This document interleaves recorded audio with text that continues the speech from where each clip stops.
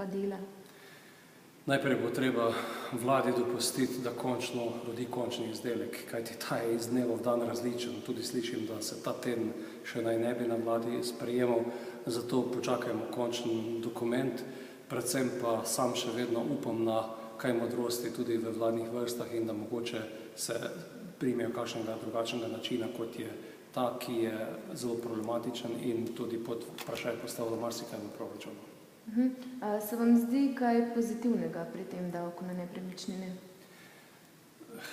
Dejstvo je, da je ta nepremičninski davek in pa davek na nepremičnine ena od kategorij, ki je običajna v prihodkih proračuna. 0,9% se mi zdi, da je povprečje v Evropi od BDP-ja na tem davku. To pomeni v slovenskem primeru tam nekje okoli 300 milijonov. Se pravi, odpiramo eno področje, kjer je na sedaj doslej zbranih nekih dobrih 200 milijonov, pa slabih 200 milijonov, še kar nekaj polja.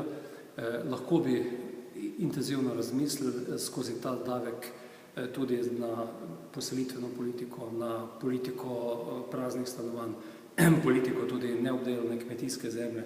Žal smo te priložnosti izpustili, ker se je osredotočilo predvsem na pobiranje sredstev in pa aritmetiko, koliko, kakšen procent, kakšna osnova.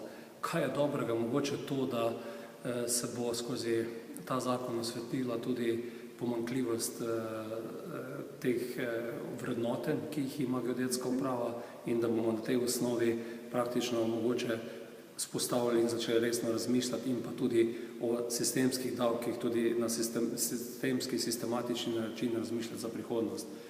Sam pa, če bi odločal o tem, nikakor ne bi se spuščal v to postalovščino, ki se sedaj spušča v vlado, ampak bi ocenil, če je na tem delu premalo pobranih davkov, glede na to, da je doslej 200 milijonov, povprečje Evrope na naš BDP bi bilo 300 milijonov, bi poiskal, kje je mogoče kaj rezerve, najprej tam, kje ni doslej stavbno zemljišče pobirano, potem pa najbrž za krizno leto, dve, uvedel kakšen procent dodatka, ki bi šel v ta davek, paralelno pa sistematično na področju mnogih panog, tudi kmetijstva, spravil vse skupaj v okvir enega davka, kjer bi katastrski dohodek nepremičnine poskušali združiti. Tako da žal se bojim, da bo, če je že bil kakšen namen in če je katero od teh vsebin tega davka dobrohotna in gre v pravo smer, na drugi strani toliko teh negativnosti, da se bodo utopile v tem odporu na tiste stvari, ki po mojem globokem prepričanju tudi